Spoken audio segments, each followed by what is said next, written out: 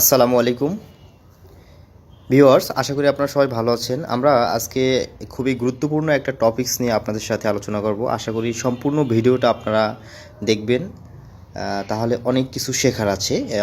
আপনারা যারা সাইট এবং প্রজেক্ট ইঞ্জিনিয়ার হিসাবে কর্মরত আছেন এবং কি যারা ফোরম্যান ভাইয়েরা আছেন রডের, আপনাদেরও অনেক হেল্পফুল হবে। তো চলুন কথা না বাড়িয়ে আমরা ছাদের যে রিনফোর্সমেন্ট ডিটেলস আছে স্ট্রাকচারাল পেজের, যেটা দেখে আমরা ছাদে রড ফালাই, ছাদে রড বিছানো হয়, সেই সম্পর্কে আমি আপনাদের সুন্দরভাবে ক্লিয়ারলি বোঝানোর চেষ্টা করব। তো আমার চেয়েও হয়তো অনেকে যারা ভালো জানেন তারা হয়তো স্কিপ করতে পারেন, বাট আমি যতটুকু জানি আমি আপনাদের সাথে ব্যাপারটা আলোচনা করতেছি। আমিও শিখতেছি, আমিও আপনাদের মতোই শিখতেছি। জাস্ট আমি যতটুকু শিখতেছি আপনাদের সাথে জিনিসটা একটু শেয়ার করতেছি, এই আর কিছুই না। তো চলুন আমরা শুরু করি। আমরা শুরুতে হচ্ছে ছাদের একটু আউটলাইন দেখে নিই। এটা হচ্ছে আমাদের একটা ছাদের আউটলাইন। এই যে দেখুন, এই যে কালো মার্কিং করা আছে, এটা টোটাল আমাদের একটা ছাদ। এই যে ছাদের টোটাল আমার আউটলাইন হচ্ছে এটা,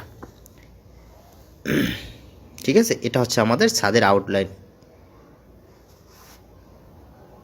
এরপরে আমরা আসি ছাদের যে লং বার আছে। এই যে দেখুন, এই যে একদম এই থেকে একদম ছাদের এই এই আউট পর্যন্ত আছে। এই রড কত ইঞ্চি পর পর দেওয়া আছে আমার দেখুন, 10 মিলি ডায়াবার, 5 ইঞ্চি অল্টারনেট ক্র্যাক, ঠিক আছে? এখন আসি আমি শর্ট বার নিয়ে। যে শর্ট বারে আমার কত আছে, শর্ট বারে আছে 10 মিলি ডায়াবার। এই যে দেখুন, এই থেকে এদিকে এদিকে, ঠিক আছে? আড়াআড়ি 10 মিলি ডায়াবার, 5.5 ইঞ্চ অল্টারনেট ক্র্যাক। এরপরে আমি আস্তে আস্তে আসবো যে আসলে কোন রডটা আমরা আগে ছাদে ফালাবো।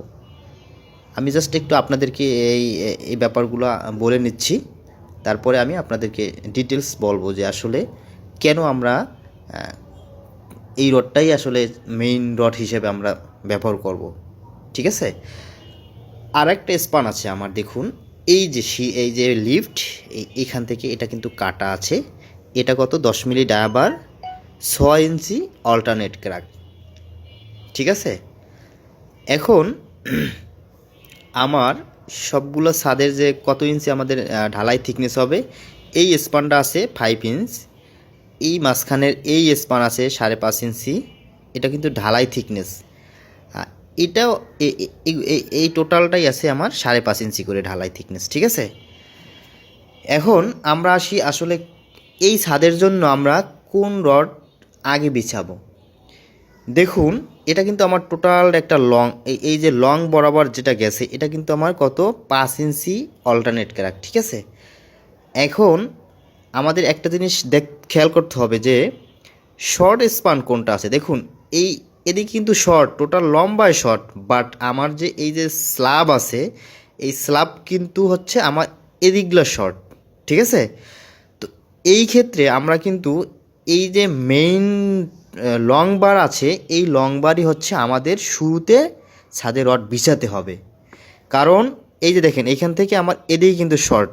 আমরা জানি ছাদের ক্ষেত্রে আমরা শর্ট বারে প্রথম রড ফালাবো, ঠিক আছে? তো এইখান থেকে কিন্তু এদিকে শর্ট, এদিকে কিন্তু লং, ঠিক আছে? তার মানে আমরা এই লং বার প্রথম ফালাবো। এই যে দেখুন, প্রত্যেকটা স্পান কিন্তু আমার এদিকে শর্ট, তাই শর্ট স্পান বরাবর আমার মেইন বার হবে, ঠিক আছে? ছাদে এই যে দেখুন প্রত্যেকটা। আচ্ছা, আমি টোটাল এই জায়গাটার জন্য আমি কিন্তু এটা হচ্ছে আমাদের মেইন বার।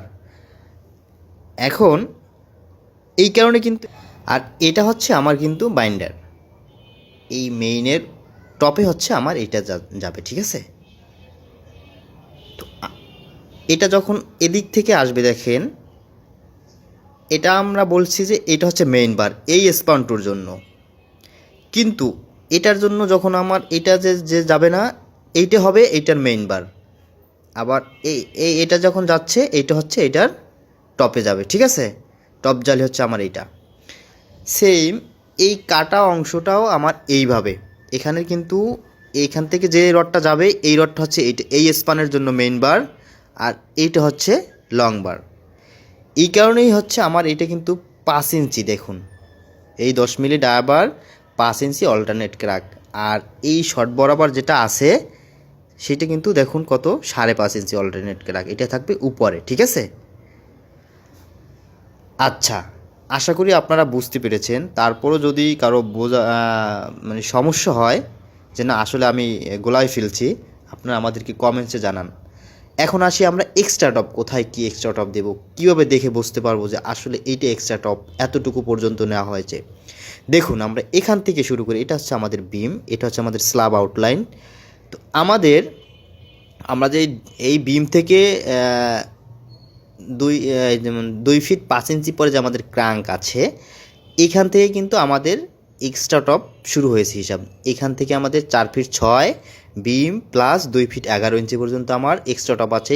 এই গ্যাপের জন্য এতটুকু জায়গায় 2টা 12 মিলি এক্সট্রা টপ দেওয়া হয়েছে এই এই এই ক্যান্টিলিভার পোর্শনটায়, ঠিক আছে।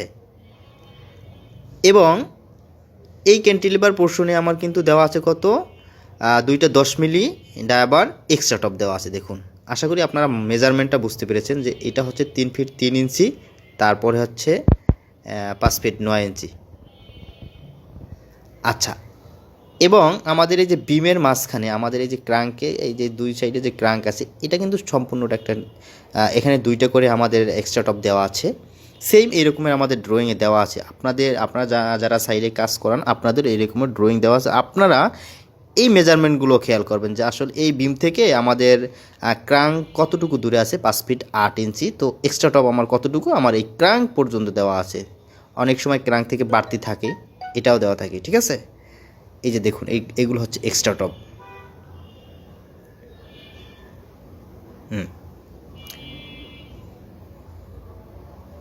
তো ভিউয়ার্স, অ্যাট এ গ্লান্স আপনারা কিন্তু বুঝতে পেরেছেন যে আসলে ছাদের রড কীভাবে বিছাতে হয়। আমরা ছাদের সর্বপ্রথম শর্ট স্পান বরাবর মেইন বার যাবে, এরপরে হচ্ছে আমার কিন্তু টেম্পারেচার বার যাবে, ঠিক আছে। তো আমাদের এই ড্রয়িংয়ের ক্ষেত্রে এই ড্রয়িং না, আপনারা যে ড্রয়িংয়ে কাজ করেন না কেন, যখন আপনাদের যে স্পানে দূরত্ব কম, যেমন এটা হচ্ছে 10 ফিট 7 ইঞ্চি, এই দূরত্বটা কিন্তু 22 ফিট 3 ইঞ্চি, ঠিক আছে, এতখানি অনেক বড়।